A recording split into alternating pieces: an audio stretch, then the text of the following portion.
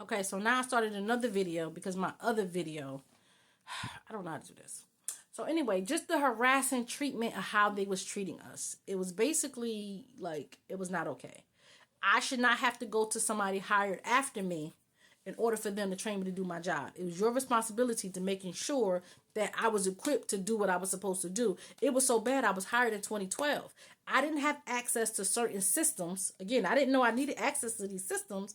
They were supposed to tell me that. To 2017, 2018, 2016. They're not giving me access to the system, and then they say you can't do your job. Which one is it? The harassment was ridiculous. The way they treated you as a person, and they thought it was okay.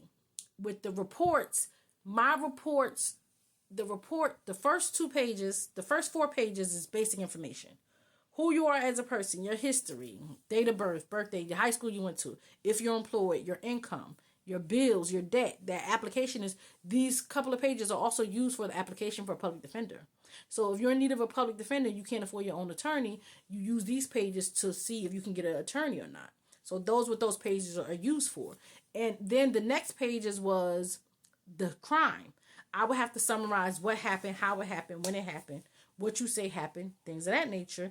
And then I would victim information. We would contact the victim, see if it's restitution due. They hypothetically speaking, they say they broke into the house, $1,000 was taken, but they they told the police $5,000. You have to prove to me how much money was taken.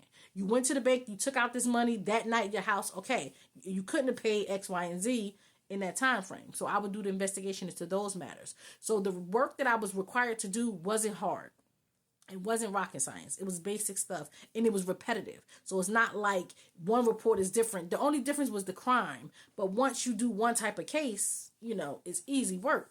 It was the fact that the expectation. My supervisor expected me to write the report this way. I would write the report that way. When she was out, I had to write the report for another supervisor. They didn't want it that way. Because I was, but everybody else, they could do whatever they wanted to do. And I was like, that's not fair. It's a double standard. Hold, it's 20 of us in here, or it's 10 of us in here, or it's 5 of us in here.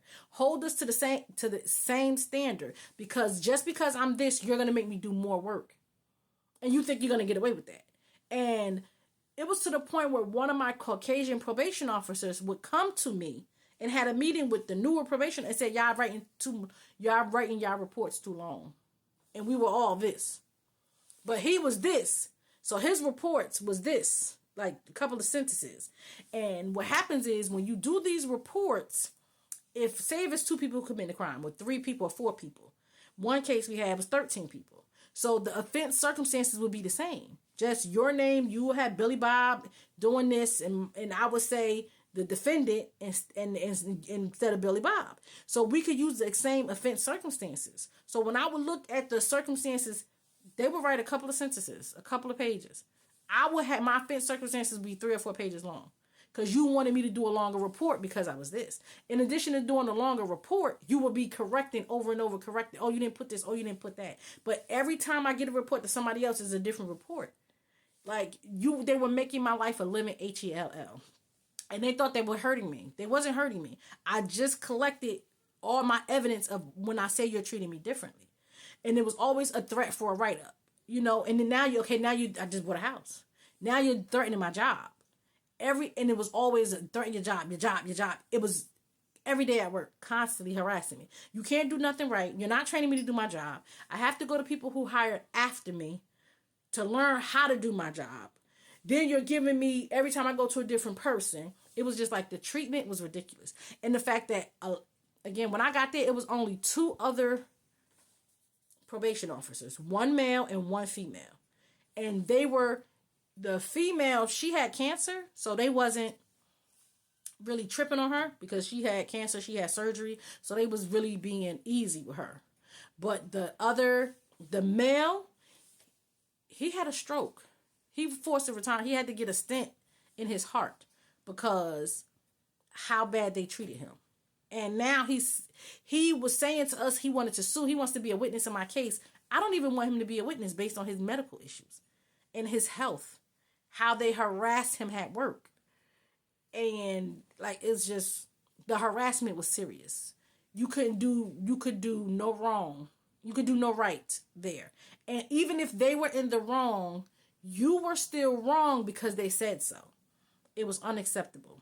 It was unacceptable. After 2 years of the constant harassing me, the picking, giving me cases I'm not supposed to do, not training me to do my job, the final straw was in December of 2013.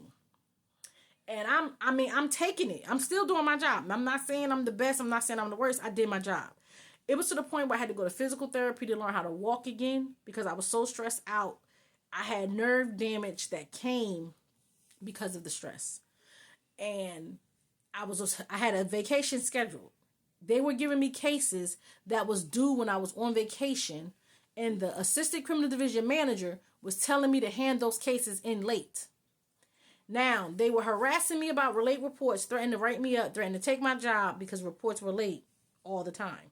For all this time, your report late. Remember, you didn't tell me 13 months that I could do the report without the person aware. Now you're telling me I'm going on vacation, that I have to do this report on Monday is due to the judge on Friday, when the rule is it's due 2 weeks in advance.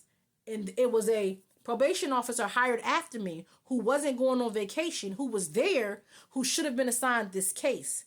He even said for me to give it to him because he knew I was going on vacation, but they wouldn't let him take the case from me. They wanted me to do it and cancel my vacation to do this report that I should have never been signed in the first place. And I was just like, oh, yeah, they just going to do stuff to make my life a living H-E double hockey sticks. When you're on vacation, you're blocked from having report to do. They assigned me a report a couple of weeks before my vacation that would have been due while I was on vacation. So instead of them giving it to the person who didn't have vacation, for them to do the report because they was there, they would have been there that due date. They didn't have anything to do that week. They gave it to me. And I had to cancel my vacation for Christmas of December of 2023. And that was the straw that broke the camel back. And I was like, they're not going to stop.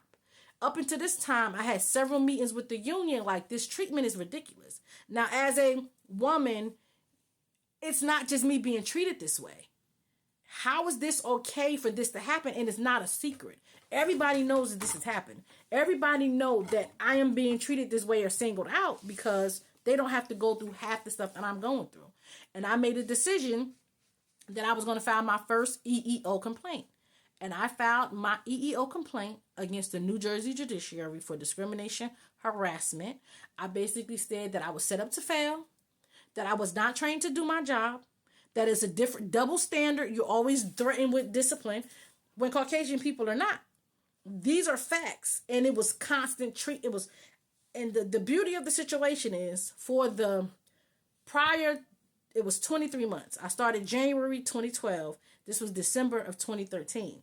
I had so many different examples of different things because I was going to the union trying to they doing too much. But I didn't want to file anything official because once you file official, they're going to come after you. Now you coming after me anyway. So I was at the point where I'm darned if I do, darned if I don't. So we might as well take it there because y'all not stopping. And I'm not going to put up with it. So something got to change. So I filed it against the criminal division manager and assistant criminal division manager. And, it was a legitimate one. Facts. It was legitimate. And they had to get over it. But what they really had to do was treat me with respect. And that was hard for them. And since they didn't want to, I had to do what I had to do. It wasn't personal, it was business. So again, this is number 5. The other one, number 4, I put number 5 on there. So I'm going to put in parentheses if I remember to do that. And now I'll get to the next one and talk about my first EEO complaint.